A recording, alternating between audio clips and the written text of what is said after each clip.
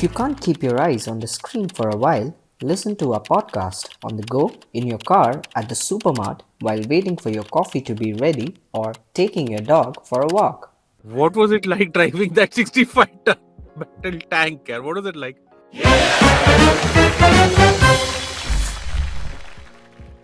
Folks, welcome and thank you for joining us on this episode of the Ideas Project, a limited series by Smallcase. I am your host Anupam Gupta, and today we're joined by two guests: Hormazd Sorabjee, editor of Autocar, and Anmol Singh, co-founder of BluSMart Electric Mobility and founder of GenSol, renewable energy. Anmol, just give me 1 minute. I just have to, I have a fanboy moment. I have to ask Hormazd, what was it like driving that 65-ton metal tanker? What was it like? I mean, amazing sense of power, and it was quite a crazy experience. But I think what was amazing is it was much easier to drive than I thought. Obviously, there's no steering wheel. There's a yoke the way you turn the tracks but it was much easier than I thought it would be. And I think once you get the hang of it, you can have fun in it. You get this invincible sense of power. We keep saying cars feel like a tank, but now I know what a tank really feels like. How, on the industry in India and globally, how big is the industry? What have been the milestones? Any size of the industry that you track or map? Well, I think, we've been, I would say, in a way, late starters. I would still say globally we are, behind the curve, or let's say, not really upfront in the EV race as yet. But I think we've had a much better start than I anticipated. Also in the two-wheeler and four-wheeler space, it's really gathering momentum. I track four-wheelers, and really good to see that a lot of people are putting plans forward. But I think there's just one lone horse right now. It's Tata Motors, which has literally taken the passenger car vehicle by storm.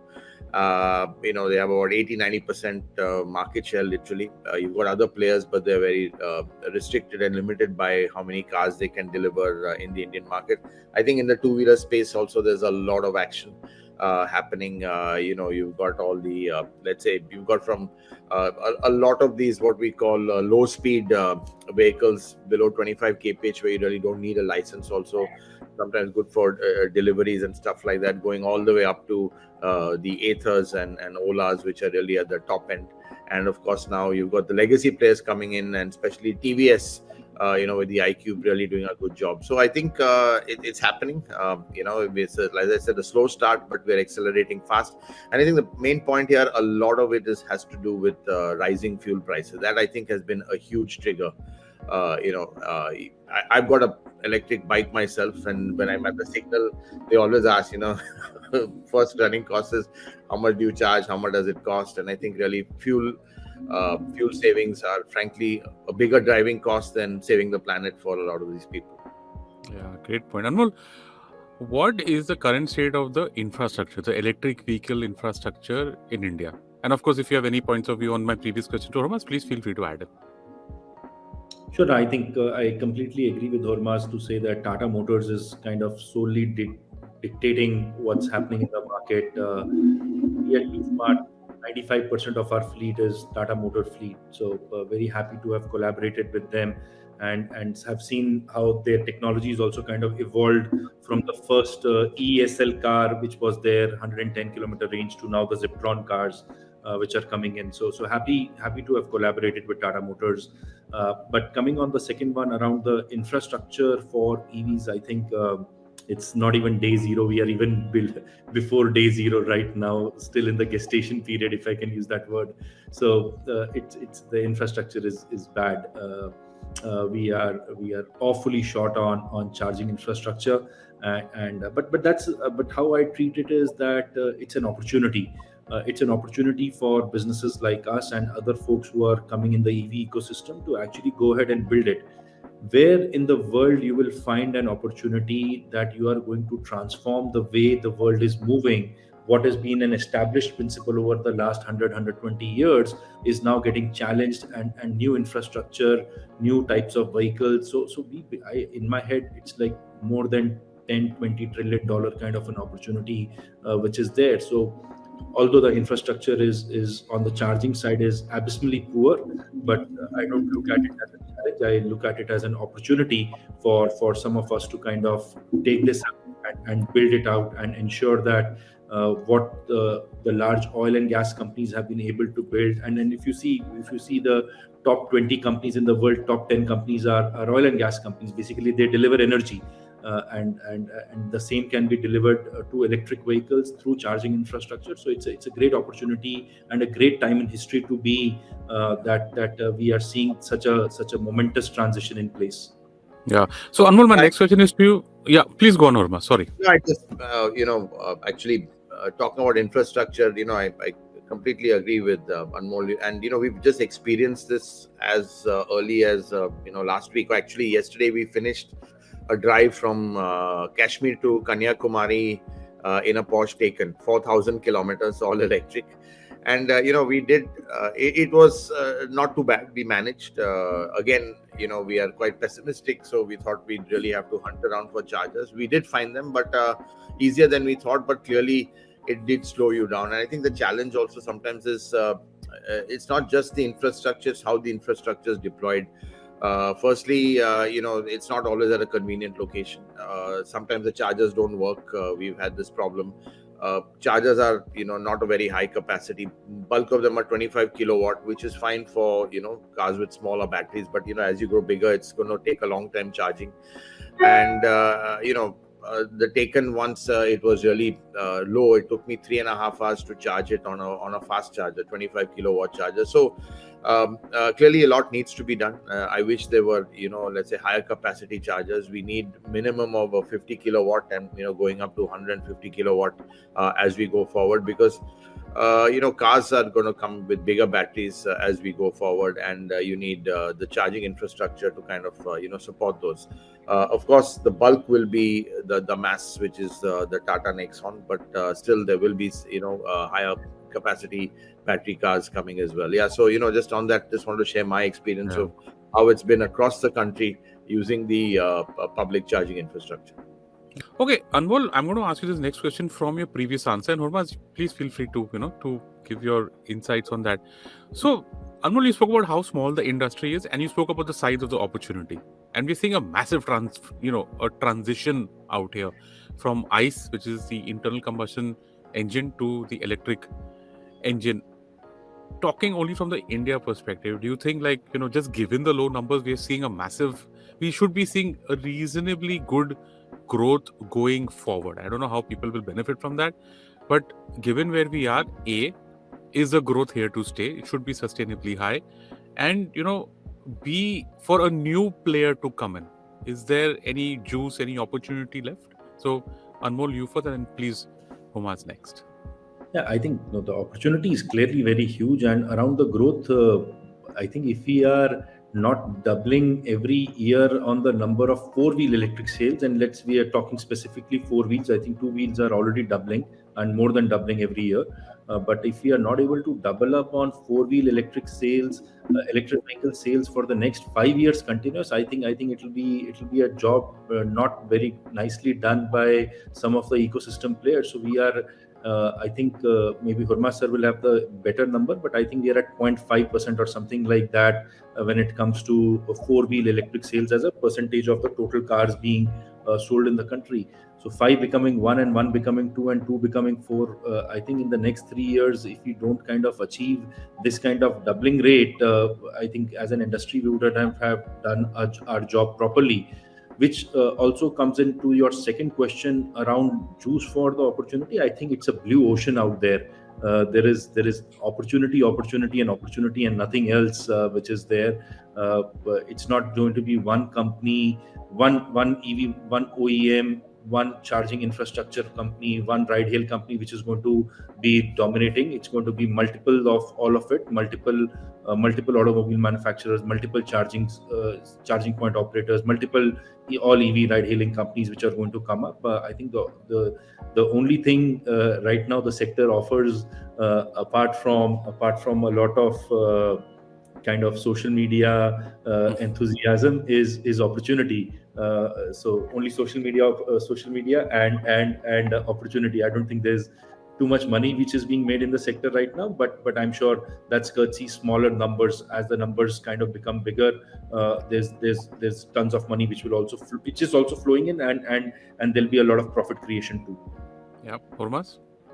Yeah, I think the number has gone up. I mean, if you take roughly 2.5 million car sales, and I don't know what the EV sale was, but I would imagine last year it would be around maybe 30,000. Yeah, so maybe a percent up if you just do the math. So it's growing dramatically. I think I foresee a big wave coming in around 2025, because by then you'll have all the big players coming in into the space. You'll have Maruti for sure coming in. They've got big EV plans. They've been quiet right now, but we do know that they've got a massive EV push happening.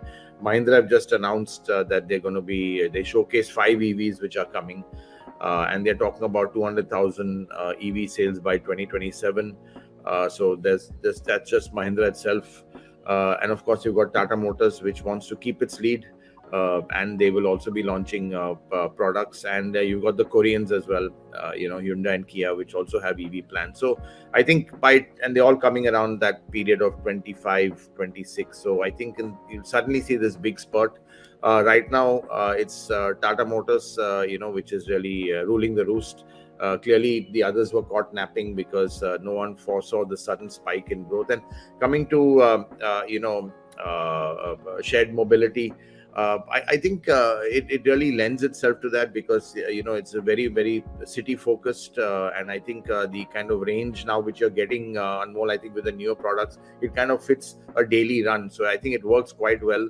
Even if you get 150, 200 clicks of range, it's pretty good for a day's running, and then probably overnight charge at a fixed location. So I also feel that within the city, if you're just city bound, it's not so much of an issue. A lot of people who have EVs, they generally make sure they have their own charging infrastructure at home or whatever. But still, in big metros, everyone, it's just a very, very tiny percentage which have access to their own dedicated charger, or access to a plug, in fact. And I think this really needs to change.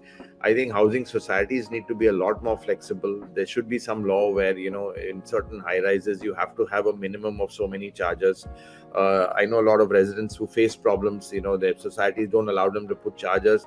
And there are issues, who's going to pay for the electricity, how you're going to draw it, that sort of thing. So I think there should be some policies mandating charging infrastructure in certain locations. It just has to be done.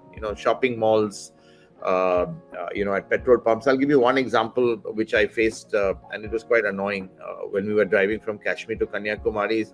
I like to take my coffee breaks, but there's never a charger where I'm taking the coffee break, so I have to stop twice. Once to grab a coffee, and then once to charge it, where there's really no infrastructure other than the charging around. So I think all these things, what we've learned is just practical experience. These finer nuances need to be thought of going forward.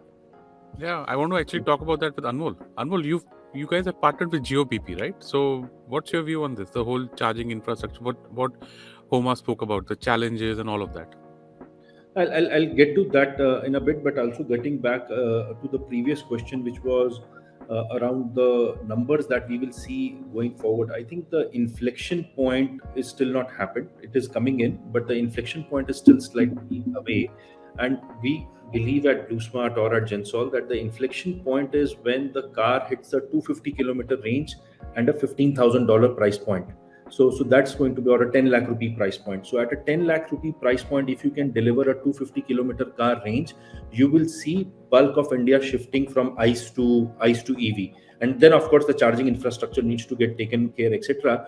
But for EVs have started to come into consideration set. People who are buying their second cars or even their first cars have started exploring EVs, that will an EV now come to our home. But I think the sweet spot is 250 kilometers of range and a 10 lakh rupee price point. The day we can crack that, I think you will see that number going very, very suddenly higher, extremely higher, and that will be the inflection point. That is like the kar lo duniya muthi mein moment of mobile phones. That and everybody suddenly in India, you saw that in 2 years everybody in India had a mobile phone. I believe that 250 kilometers of car range and a 10 lakh rupee price point is when India will start to convert massively towards EV. Coming towards our partnership with GeoBP, and very happy yesterday at the Reliance AGM, Mr. Mukesh Ambani mentioned BluSMart and the partnership with BluSMart in his chairman's speech. So very happy with that. Clearly, it's a great partnership that we have. GeoBP has access to some of the best real estate in the country. They have access to the best of the technology. Of course, goes without saying the amount of financial gunpowder that they have to deploy charging stations. So we are extremely pleased with the GeoBP partnership. I think it's been clearly one of the reasons of BluSmart's success has been the partnership with GeoBP. So we are very, very happy with that. We're going to roll out tens of thousands of charging stations in this partnership. It started about it's been less than a year of our partnership, which we did. In fact, 9th September is World EV Day, when we will actually complete 1 year of our partnership. And in this 1 year, we have gone ahead and built out substantial amount of EV charging infrastructure, at least in the Delhi NCR area, which is primarily BluSmart's presence. But GeoBP is doing good. Coming to the point of what Hormazd was mentioning around housing societies, etc. I think we will because I have some bit of power experience.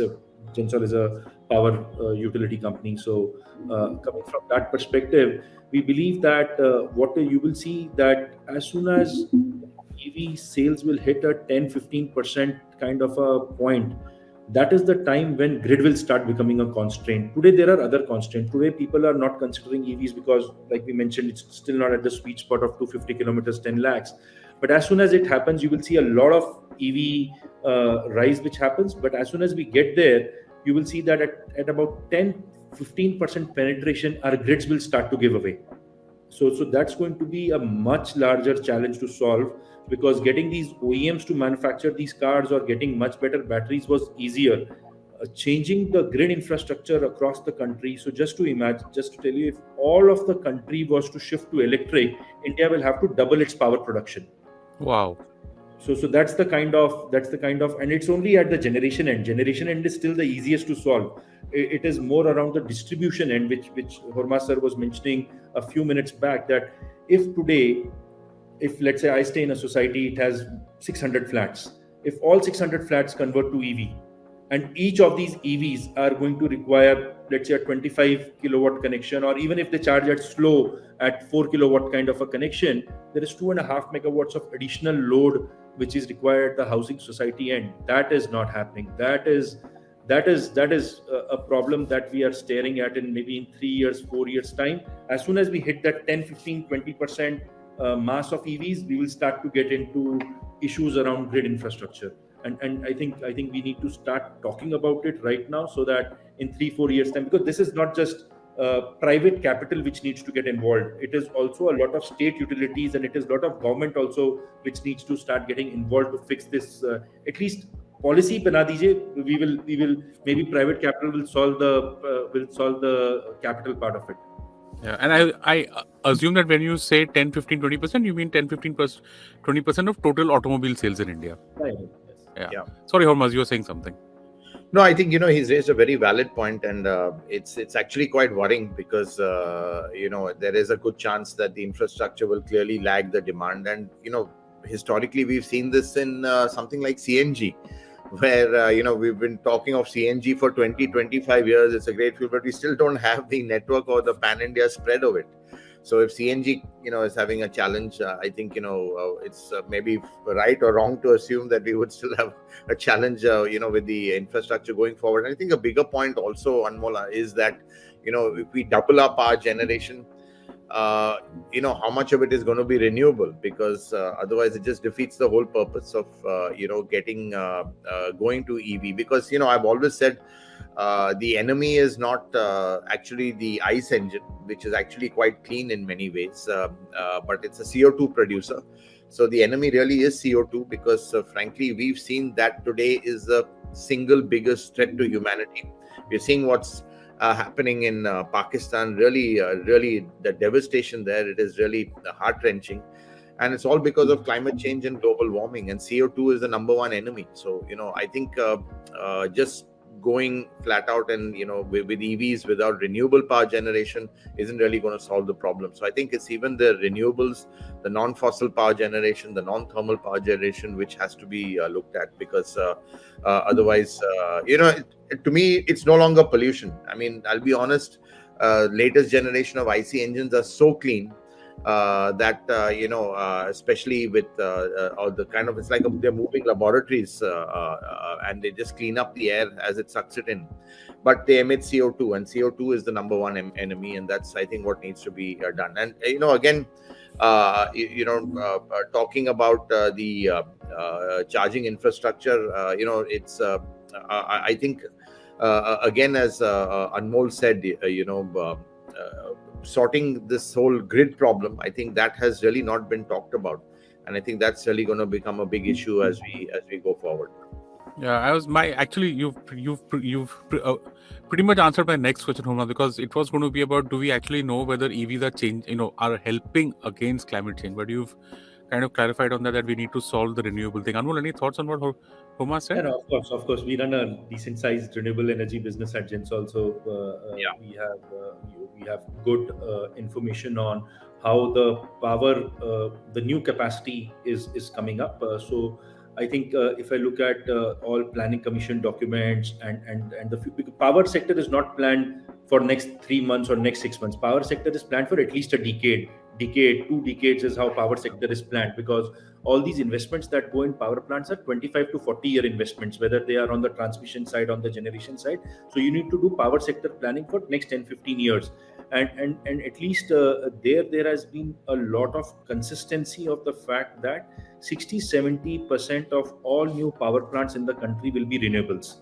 Today we have about a 25% kind of a share in the total kitty of power produced as renewables. So we have 75% black and let's say 25% green. But all amongst the incremental capacity which is coming up, about 70% of it is going to be all green, which would mean that perhaps by 2030 we are hitting the number of maybe 50% green and 50% black, but maybe by 2050 it will be something like 100% clean energy which will be there. So I think there things are going fine. But it is you have 250,000 megawatts of coal-fired power plants and gas-fired power plants which are already operating in the country, and no way the country can afford that these power plants kind of go down or renewable can replace them in the next 5-7 years. That's not going to be possible. So at least for 1 decade more, you will see the peak of coal and gas and to happen, and maybe by 2030-35 is when we will see dominance of renewables coming through. And then of course, once the dominance of renewables comes in, till the time renewables get disrupted by something else, and we do not know what technology disrupts renewables, but till the time renewables is the lowest. So renewables are great because two things happen in renewables. One, it is the lowest cost of energy. Today coal is 6-7 rupees a kilowatt hour, renewable solar is 2.5 rupees a kilowatt hour.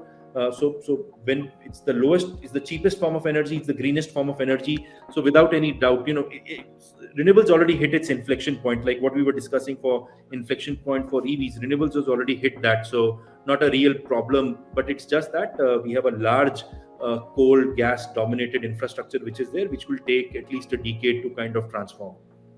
Okay, guys, I think a lot of technical detail out here. Let's move to some exciting stuff. Hormazd, have you driven a Tesla? And I have. for that matter. I've driven quite a few Teslas. In fact, the first one I drove was I think in 2013 in the UK. Quite amazing. I think really has been the gold standard for EVs globally. But I have to say others are catching up, and some cars I've driven, I think I even prefer them to the Teslas. I think one's got to understand, Tesla, the strength is not the car part of it. It's the software and battery part of it. That's really what makes the car. In fact, the car bits are in a way not good, really. They finish. They haven't really bothered about that. Wow. Okay. And in India, they were testing their Model 3. That very low ground clearance. I drove a friend's Model 3, it hit every speed breaker here. So a lot of work to be done. So, but I think clearly where Tesla has it's been absolutely phenomenal what they have done and shown the world, and really caught legacy automakers flat-footed. But have I driven it? Yes. Fantastic to drive, great experience. That big screen over there, it just dominates the interior, and I think a lot of had to play catch up, but people are catching up. Yeah, Anmol, what Even, about even you? the even the autonomous features are quite cool. Lane change is very cool. Yeah. The how if you get in close proximity to a car, how the car slows down automatically. I think all of those features are very cool. Yeah, It actually the autopilot function. I've not used that because it was in India. It was obviously disabled here, and when I drove it in the UK some years back, it wasn't there either. But that's something I'd love to try. it's absolutely amazing. So a couple of things, if there's a car in front of you which slows down, the Tesla slows down automatically. If you are changing lanes without giving an indicator, it doesn't let you change lanes. So it's good. I think it's more of like Hormazd sir mentioned. It's not just about the car, but it's more about the intelligence that car has. I think it's more about the computer than the physical than the car which is there. Yeah. Let's talk about that. Hormazd mentioned software and battery. So let's talk about innovations in India. Let's talk about specifically where we are now in the ecosystem, in the whole cycle. Where do you guys think that where we are, and what do you think you can expect to see going forward on the innovation front for EVs? And Anmol, you can go first. Hormazd can join in. Yeah, so I think at our end, we are in two kind of buckets. One is a bucket of ours where we are a EV ride-hailing company, so we look forward to a lot of innovations being done by all the automobile players. Two, inside in our listed entity, which is GenSol Engineering, we've gone ahead and acquired a US-based startup to start manufacturing EV cars in the country. And we are having our first plant which is being built out in Chakan. This is a two-seater car which is going to get start in Chakan in January, and then there is a four-seater car which comes in August. I think if I could use the word, the only innovation that we have been trying to do right now is that we want to actually get to that sub 10 lakh rupee car with a 250-kilometer range. I think I just want to deliver on that and nothing else. If I can deliver, if we as a team can deliver on it, and the full ecosystem we can deliver on it, I think we will deliver on India getting Indian roads having more electric cars. But having said that, I think, and because the previous question was around Tesla, I think there are some of these cool features which can easily be brought into the cars that at least we are trying to build at GenSol, and we will see that our cars will have at least not all the features, but some of these features will surely be there. Around blind spot detection, because that is easily what a human being cannot done, but cameras inside the car can do. So around that, we've been trying to do a innovation around bumper to bumper movements, because in cities people are so much kind of trapped in bumper to bumper movements. We're trying to say that the car locks into the earlier in the car which is front of you. So if you have to maintain a 20-centimeter distance between two cars, the cars automatically kind of maintain a 20-centimeter kind of a distance. So we're trying to bring in such smaller innovations which might make the life of which might make driving there can be no pleasure in driving bumper to bumper, but just ease the pain of doing it. Yeah, Hormazd, your views? No, I think I like very much like Anmol's target of 10 lakhs and 250-kilometer range. But Anmol, I'll be very honest. I think that's going to be a huge challenge, at least in the short term. Firstly, we've seen the way raw material prices are going the other way with all the geopolitical issues. We are seeing this big rush to secure raw materials, not only by OEMs but by countries as well. So I think lithium, as long as we are dependent on lithium, which the batteries are, it's going to be a challenge. I think the breakthroughs really will come when we see a change in technology. People are talking solid state. That's still some time away.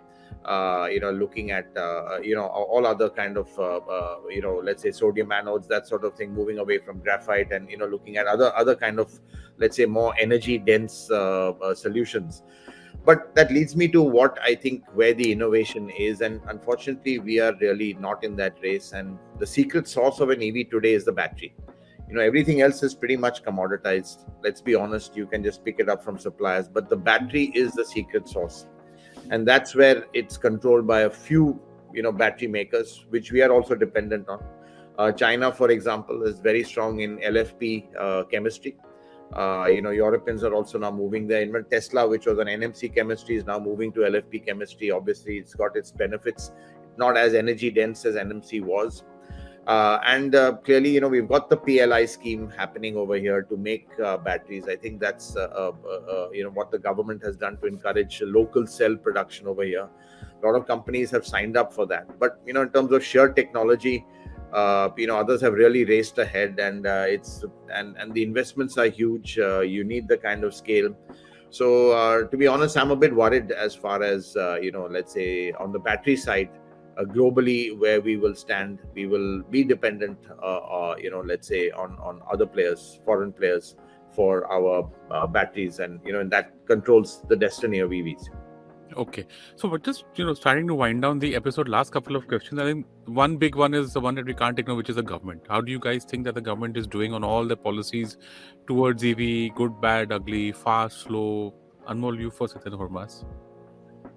I think BluSMart clearly started because of very strong government policies. So we've been benefited by government policies. First one being around GST. GST on electric cars is 5%, which is a big benefit, which is there. FAME subsidy, which the government has come out. I think the entire two-wheel boom is because FAME came to the personal mobility side on two wheels also. If it comes on to the four-wheel side, I think it could straight away double, triple the amount of cars being sold. Of course, there are not as many cars only available, which is another constraint. But at least there will be so much more demand if FAME starts to come on four-wheel personal mobility also. So FAME was great. I think these two were kind of the key areas. One of the things that I have to actually mention is, which people don't realize as much, is the fact that setting up of charging station in Electricity Act got exempted as a permitted activity.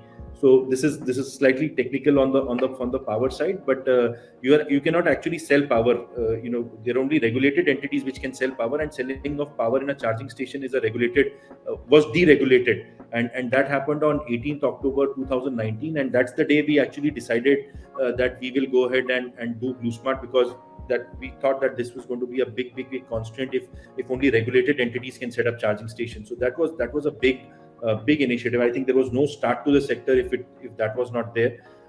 Lot still to be done. For no reason, the GST on charging infra is 18%. For GST on car is 5%, but GST on charging infra is still 18%. I don't understand the reason why. And I think around some more things around what we discussed around grid strengthening, etc. That needs to be done. I really don't think we still need a lot of subsidies. I'm okay if subsidies kind of wane off in the next couple of years. Not a big fan of building a business dependent totally on subsidies, whether it was earlier solar energy. In fact, if you see the solar sector did better without subsidies than what it did with subsidies. So in the Elon Musk camp, when they say that we actually don't need subsidies to run electric cars, fuel cost itself is a big arbitrage, so really don't need any subsidies to come in. So rather would want whatever the government is spending 10,000 crores on giving out FAME, spend that same money in strengthening the grid. I think that's a money much better spent than giving out subsidies to buy cars. Hormazd? Yeah, I mean, I think I would agree that I think the two big triggers have been, especially for cars, I mean, for EVs, the 5% GST. I mean, it's huge. If you see, where it's gone from 48% to 5%, it's just fantastic. I think that's just a brilliant kind of, let's say, action taken by the government. And of course, the FAME subsidies. Where I would defer a bit is I still think we need to first build a vehicle park. I think that is important. So it's always a chicken and egg situation: is infrastructure or vehicle park. So I would say that with FAME, let's say encouraging let's say more demand for EVs, I think subsidies need to be there for a while. But you're completely right, Anmol. You can't build a business case on subsidies, because one day it could just go like that. And in fact, the product has to stand, the economics have to stand on their own, which will happen as we move towards a tipping point. It's all about scale. The more cars you produce, the unit economics become better.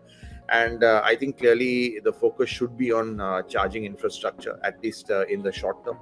And I think in long term, we need to have strong policies at the really as a national level on our in a way energy security, and that is on the battery side. I think we should be having policies on how do we kind of make India a hub also for battery cell production with the right technologies, with the right scale, and at the right price. Because again, as I said, batteries are really the key to the EV. Yeah, and Hormazd, I'm going to put this one to you because you've been literally doing this for almost 30 years at reviewing pretty much every automobile that's been there. What would be your recommendation to our listeners? Should they buy the EV? Something they should keep in mind? Should they consider it? And all of that. What would be your recommendation here? So I think, I'll put it this way. If you're in the city and you have access to a plug, it's actually a no-brainer. You have no idea how many friends have converted to EVs and they're thanking me for it. Yeah. And it's not so much for just, the running cost. It doesn't add up, frankly, even yet with the price if you're running in the city. I think what people tend to forget, and we never talk about, we only talk about running cost, pollution, CO2, all that with an EV, that EVs are actually much nicer to drive. They are just so easy to drive that it shocks people.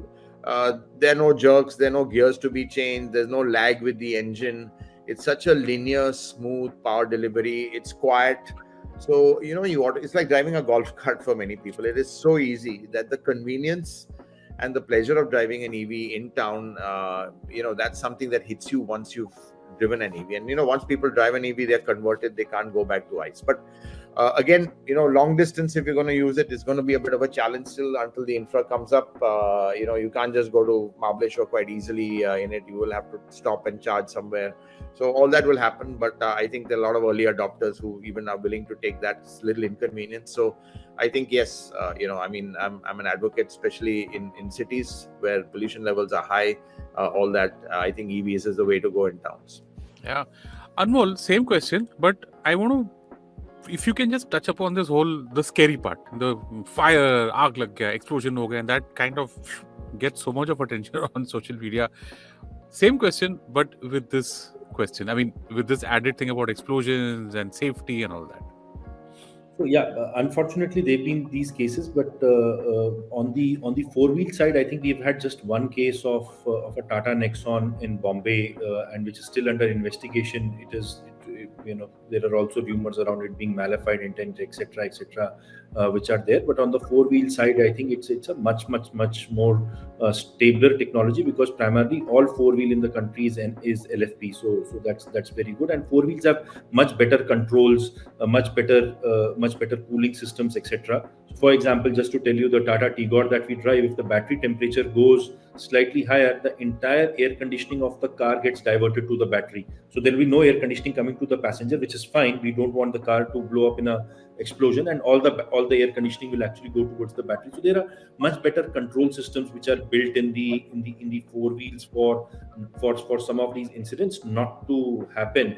We have personally at BluSMart in fact, driven 75 million kilometers in 75 years of Indian independence. We were just doing that 75 yesterday.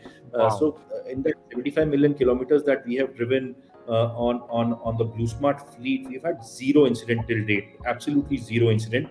And our fleet comprises of earlier Mahindra e-Veritos, a lot of Tata Tigors, both Electra version, Ziptron version, and then also the MGs and the BYDs. And we have not had a single incident, which I would even say, which is close to something gets a fire, that it did not blow up, but it became very hot. We have not even had that kind of an incident which is there. I think these cars are pretty well built, all of them, which we just mentioned. So on the four-wheel side, I think my confidence is very high that we are not going to see any of these incidents happening. And with the technology becoming better and better every day, I think it's pretty much going to be a zero incident.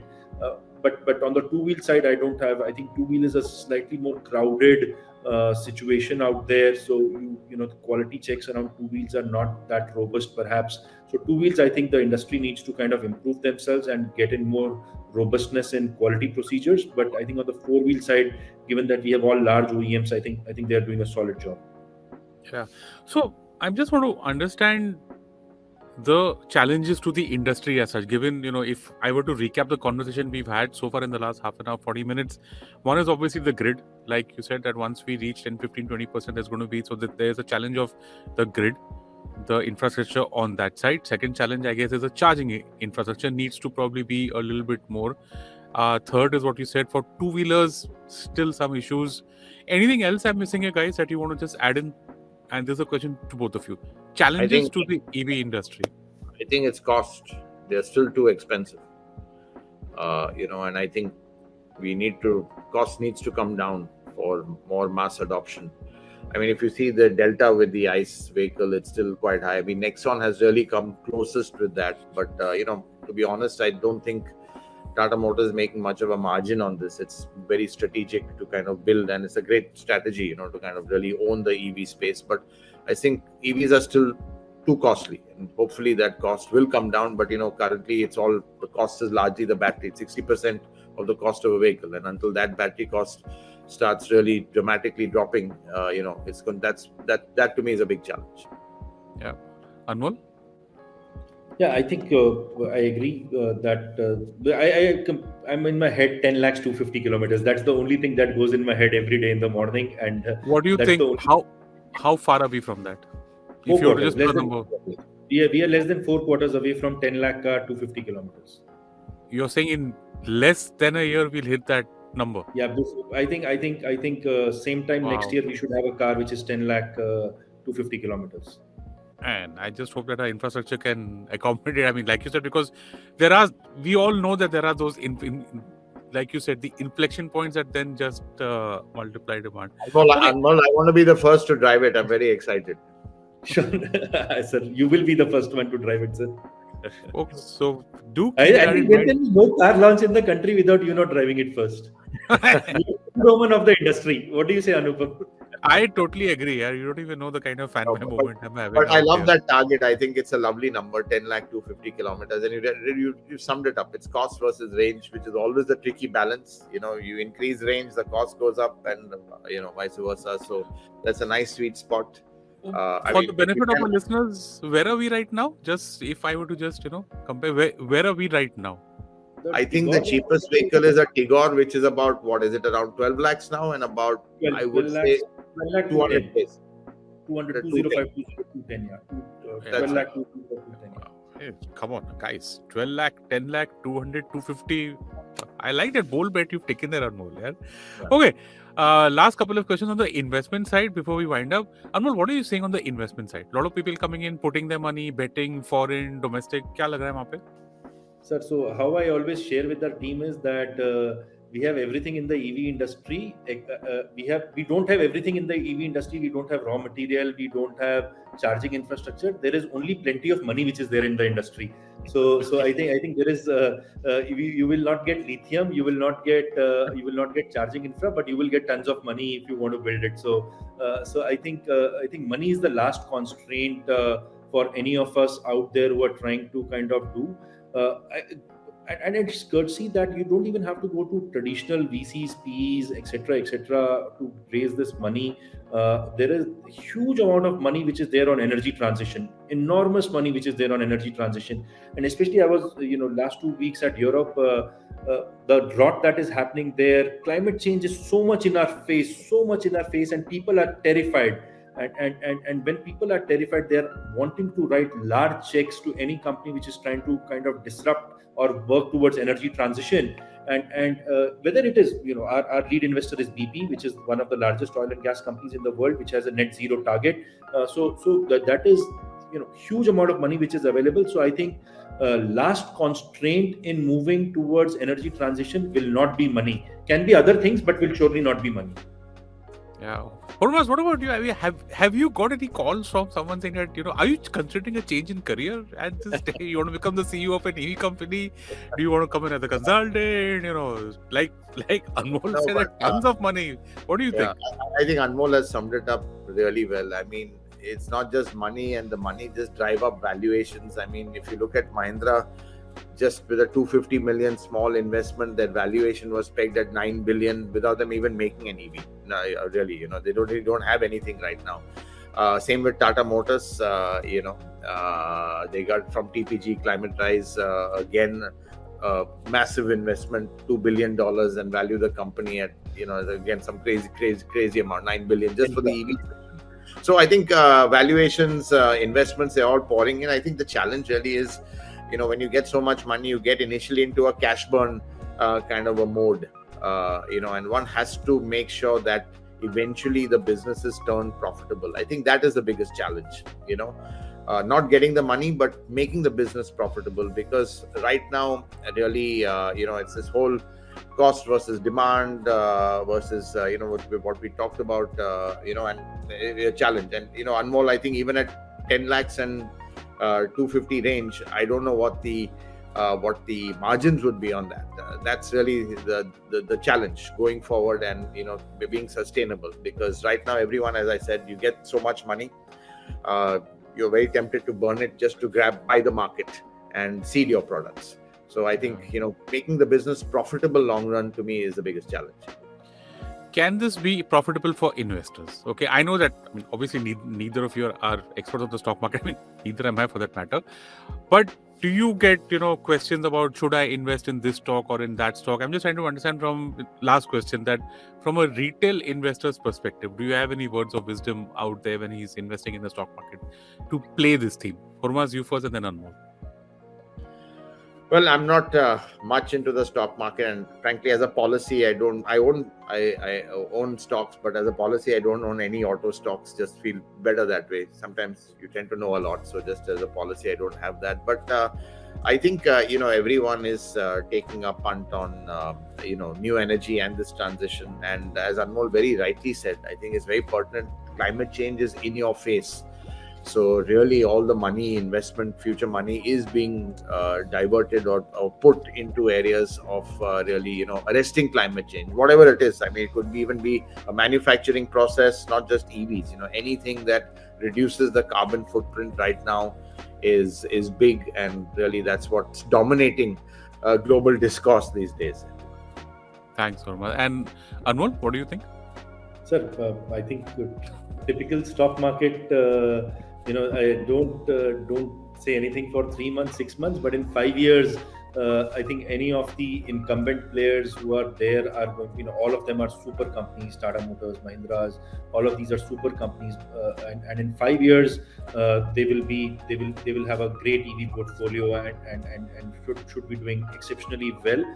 The key concern is around margins, which I also think with scale, there will be margins which will start coming in, and ultimately the product is better. The one, physics is better. Fundamentally, energy required to take 1 ton of mass on an EV is much lesser than energy required to take 1 ton of mass on ICE vehicles. So the physics is better. So you cannot defeat physics. So that's always going to be there. So the sector is poised to rise because there is fundamental physics behind it, and I think that's how the markets will also realize that physics gets converted to economics one day and creates wealth for a lot of people who started to believe in the sector early on. And look at that, physics turning into economics in the stock markets. I love that. Nice insight, Anmol. So folks, if you want to know more about the EV sector, do check out the Electric Mobility Small Case, which is a portfolio of stocks that will benefit from growth in the EV space, and you can track and invest in with your favorite brokerage account. Links in the episode description and show notes. That is a wrap on this wonderful episode of the Ideas Project. Folks, hope you enjoyed this amazing chat with Anmol and Hormazd, and hope this helps you understand the EV sector a little bit better. Hormazd, Anmol, thank you so much, guys. Thank you so much for doing this for our listeners.